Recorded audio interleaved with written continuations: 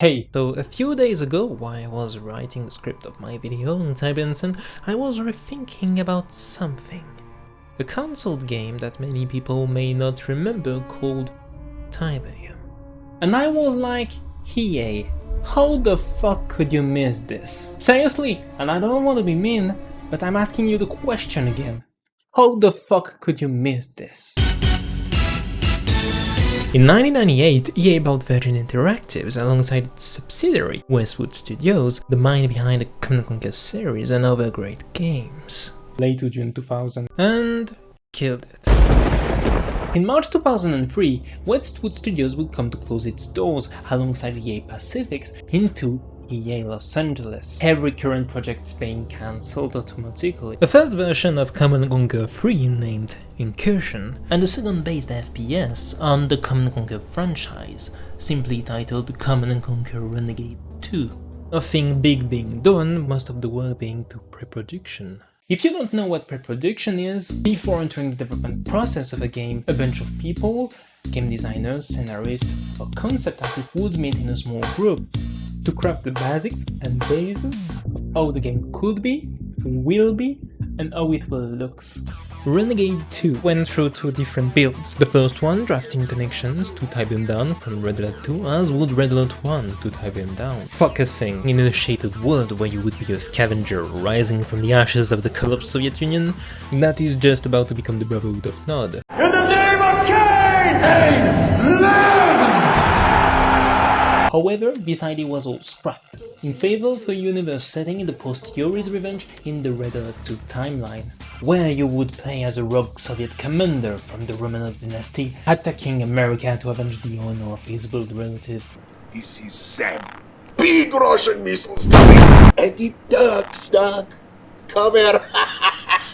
As Kira airships would appear from the clouds, you would be making your way through the Marinade lands.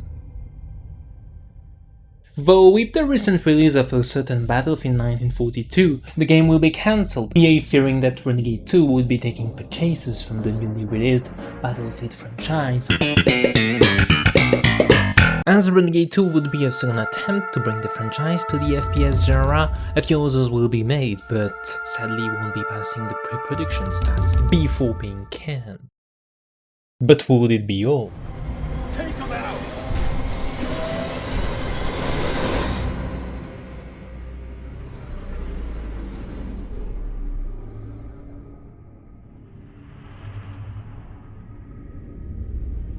Tiberium. Does it sound like a game you ever heard of? No? One name. Simple. And an ambitious tactical FPS that nobody's ever heard or even remembered to this date. And see, this is something truly sad because it could have been easily a game like his predecessor that could have lived up the bar and truly redefined the first-person shooter genre, or at least try to do something new in a universe yet barely explored. You were supposed to play as this big guy, a GDI commander named Ricardo Vega. Your average male savior of mankind from a desperate menace that threatened the stake of the world. Jokes apart, Vega is, as I like to say, complicated wireable. Son of a GDI officer, he is also relative to this other guy, Cesar Vega. Smile for the camera, Commander. Notorious and nonetheless drug lord. Looks to me like he's his own best customer. An accessory, and I'm just saying, he's a general of the Brotherhood. Oh boy, I don't imagine how tough it was to talk about politics.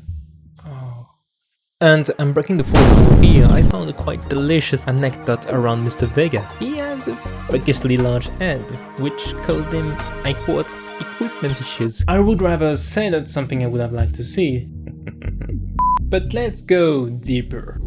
Once again, the world is quick to bury me.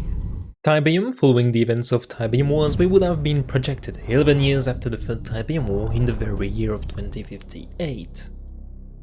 With humanity at almost the brink of extinction, we would have overseen the RAID, a GDI Special Forces group in the unfortunate place where everything else started, almost then 60 years ago. The sadly known Red Zone 1, or what remains of Italia. devastated between chaotic weather conditions, dried seas, and Tiberium fields by thousands, you cannot even count them. After reports of anomalous activity, we would be taken into the vicinity of Threshold 19, a remain of the Third Tiberium War constructed by the unknown invader called then Screen. And with the round, geopolitical intrigues. Priestess. You know our ways. Damn, Vega. Don't let Command see that. You look like one of them. My bro, man, you sent me a message first, yeah? I live in Smethwick, Birmingham, if you want to... As we will be making our way through a sea of ruins to the threshold to investigate, the device will suddenly have to activate. And a massive force of a bigger span than the previous war would emerge. The tower built being a portal between what could be the Screen world and Earth. After narrowly escaping death at the hands of the Screen invaders, we would withdraw to the Mobius Research Center we had come from, until discovering with fear that it was already too late, and ran away to the closest city blocks of New Monaco, a charming yet not fallen blue zone built on top of the ring of the old one. The game is now set, witnessing firsthand the destruction of the city by the invaders. We, as the player, would slowly make our way through the ravaged cosmopolite.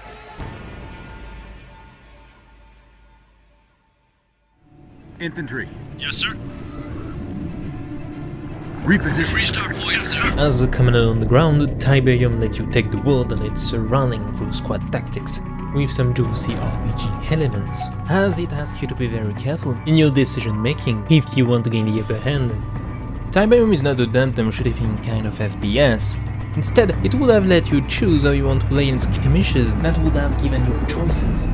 As you would be equipped with the latest and modular GT10, you would also have to micromanage your squads, each squad having their own particularities and being as much as tremendously powerful to useless depending on the scenario you would be facing. You could command basic riflemen, heavy trooper to deal with more armored threats, and whole load also zone trooper. But what if I told you you could also control mechanical units? Titan that makes his comeback in a classy but sexy boxier shape. Hawkadrons, bolt tanks, and Rough Riders that looks a lot like the GDI form of Pitbull, but this time in a more upgradable form, alongside being a transportation vehicle. Building side, this is a Command & Conquer game, and so you don't escape this easily from base building. There is this render of a sky factory you could call classy, or you could also deploy what is poetically called a jackhammer artillery to the boom boom microbus style on the invader. I am the same person. Stealth site, orbital slug facility, SAM site, 20mm Vulcan tower, and landing pad. You have it all. Psst. Come here. What if I told you you could also do this? The ion cannon's been engaged, sir. You so fucking precious when you smile. As you would be engaging threats by yourself, you and your boys, you could also send a team made up of a few different squad and mechanical unit to tackle an objective or hold the line somewhere on the map, as you would be doing side objectives or be pushing another line. As sometimes Tiberium maps would let you sneak around the Tiberium fissure and allows you to plant in a spike to gather additional resources. Other points like drop zone towers would have let you be able to call reinforcement if ever you take heavy losses. And now returning to Mr. Largehead, Vega is treated by the best and the greatest highly advanced equipment issued to GDI commanders. His GD10 is able to transform into a 4-firing mode, with rapid fires to pew pew, the grenade launcher, a little classic, the MLS, that fires 4 missiles simultaneously at up to 4 targets. And boy, even a miniature iron cannon, handy to smash heavy targets, or uses as a sniper thanks to his, and I quote, high accuracy and range, to blow heads like a true gentleman. How can say this weapon is a little baby of its own, as you can shield up and jump in the battlefield.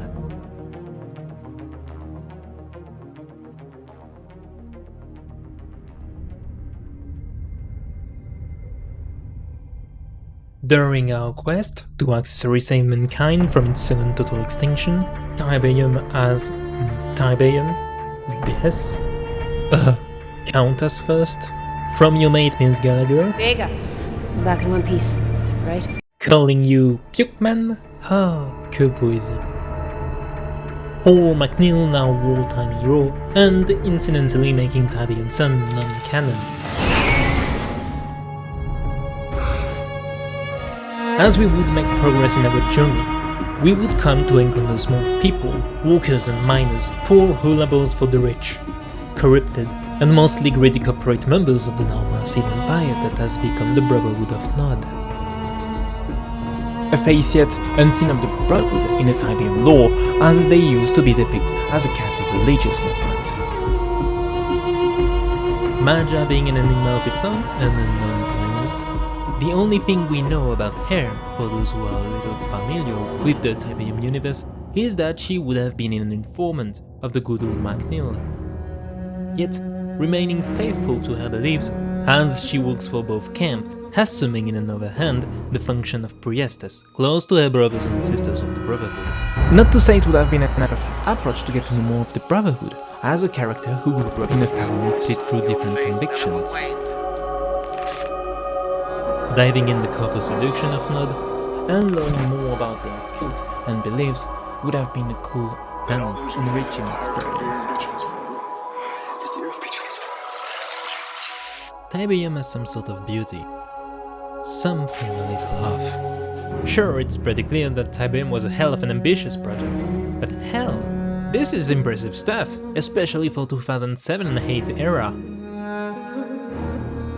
Yet, EA canned the game, buried it deep down, and a little more than a decade ago, there is something I still truly can't figure why. Officially, the company advanced that Tiberium failed to, and I quote, meet the high-quality standards set by the EA Games label.